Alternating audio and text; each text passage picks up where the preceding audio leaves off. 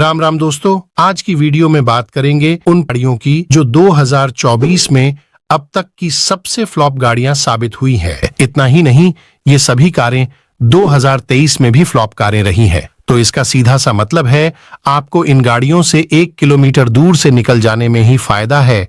And ये भी जानना जरूरी है कि ऐसी कौन सी गाड़ियां हैं जिनको परचेस करने से हमें बचना है। तो चलिए बिना देर किए जान लेते हैं इन गाड़ियों के बारे में। तो वीडियो को पूरा देखें और अगर आपने हमारे चैनल को सब्सक्राइब नहीं किया है तो प्लीज सब्सक्राइब भी कर लेना। तो शुरुआत करते हैं। सिट्रॉन की C3 जिसको 2022 में लॉन्च किया गया था, जो कंपीट करती है निसान की मैग्नाइट, रेनो की काइगर और टाटा की पंच गाड़ी को, जबकि गाड़ी की ब्रांड वैल्यू कोई खास नहीं बन पा रही है और गाड़ी बॉडी लाइन से भी मजबूत नहीं है और फीचर्स के मामले में भी कॉस्ट कटिंग देखने को मिलती है और इन्हीं कारणों से गाड़ी की बिक्री कम देखने को मिलती है। मतलब रोड पर भी दिखाई नहीं देती, कभी तो दिखे, बस इसी रीजन से इसे फिर कोई ही नहीं लेना चाहता।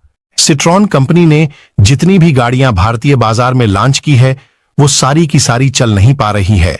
इसके बाद अगली गाड़ी आती है महिंद्रा की मराजो, जिसको 2018 में लॉन्च किया गया था। एंड ये गाड़ी भी न्यूवो स्पोर्ट्स KUV 100, TUV 300 के जैसे अजीब से फेस के साथ उतारी गई, जिसका ना तो फ्रंट डिजाइन अच्छा रहा और ना ही रियर से कुछ जमी। जबकि आज भी 6 साल बाद गाड़ी के डिजाइन से कोई भी छेड़छाड़ नहीं की गई एंड ना ही ऐसी कोई अपडेट की जानकारी है। ऐसा लगता है कि मराजो गाड़ी का प्रोडक्शन बहुत ही ज्यादा किया गया, जिस वजह से वो खत्म होने का नाम ही नहीं ले रही है, जबकि ना तो बिकती है और ना ही कोई इस गाड़ी को खरीदने की सलाह देता है। मतलब महिंद्रा कंपनी की अब तक की सबसे सुपर डुपर फ्लॉप कार रही है। इसके बाद अगली गाड़ी आती है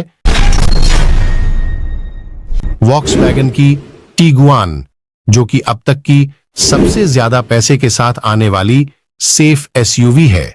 लेकिन जिनको सिर्फ सेफ गाड़ी लेनी होगी वो पंच, नेक्सॉन और स्कॉर्पियो जैसी गाड़ियां भी तो ले सकता है, जो टिगुआन से कम प्राइस में आ जाती है।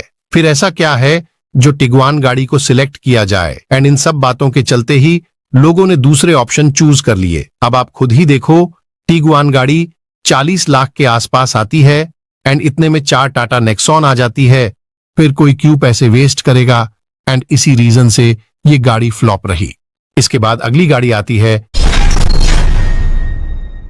हुंडई की टुक्सन, जो कि हुंडई कंपनी की पहली गाड़ी है जो बहुत बड़ी फ्लॉप रही है। मतलब जिस हिसाब से लोग इस गाड़ी को खरीद रहे हैं उस हिसाब से ब्रांड वैल्यू पर गलत इफेक्ट पड़ता है। मतलब खूब खींचकर 300 यूनिट्स निकल पाती है, जो कुछ भी नहीं है, जिसके पीछे का कारण है गाड़ी का ओवर प्राइस्ड होना। वही गाड़ी की ऑन रोड प्राइस 33,30,000 से 41,20,000 तक जाती है और फिर इतने प्राइस में लोग किसी और गाड़ी की तरफ स्विच हो जाते हैं। इसके बाद अगली गाड़ी आती है जीप की मेरिडियन, जो कि जीप कंपनी की जीप कंपास के बाद दूसरी गाड़ी है जो बहुत बड़ी फेलियर रही है, जो ना तो उतनी रिलायबल रही जितनी इस सेगमेंट की टोयोटा फॉर्च्यूनर और इनोवा जैसी गाड़ी रहती है और ना ही माइलेज एफिशिएंट। लेकिन जितनी मेरिडियन गाड़ी पूरे साल में बिकती है उतनी तो फॉर्च्यूनर 1 महीने में ही बिक जाती है। वही लोगों ने इसकी प्राइस को लेकर भी सवाल उठाए हैं, जो फीचर्स के हिसाब से रीजनेबल नहीं लगते। इसके बाद अगली गाड़ी आती है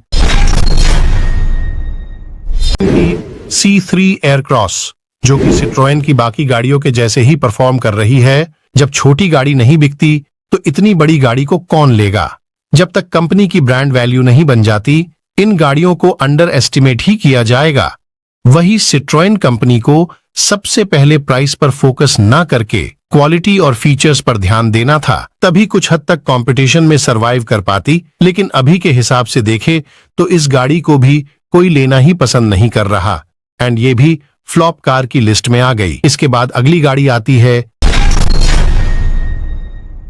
टोयोटा हाइलक्स, जो एक पिकअप ट्रक और ऑफ-रोडिंग गाड़ी भी है और ऐसी गाड़ियां कम ही बिकती है जिसको कुछ गिने चुने लोग ही खरीदते हैं। मतलब आपके पास पैसे की कोई कमी नहीं है और ना ही टाइम की। तो आप इस कॉस्टली गाड़ी को ले सकते हैं जिसमें जान का भंडार है। लेकिन ऐसी गाड़ियों का चलन इंटरनेशनल मार्केट में बहुत ज्यादा होता है, बट इंडिया जैसी कंट्री में इस गाड़ी पर पैसा खर्च करना बेवकूफी माना जाता है। इस गाड़ी को सिर्फ लिमिटेड लोग ही चलाते हैं, जिस वजह से बहुत कम ही बिकती है। इसके बाद अगली गाड़ी आती है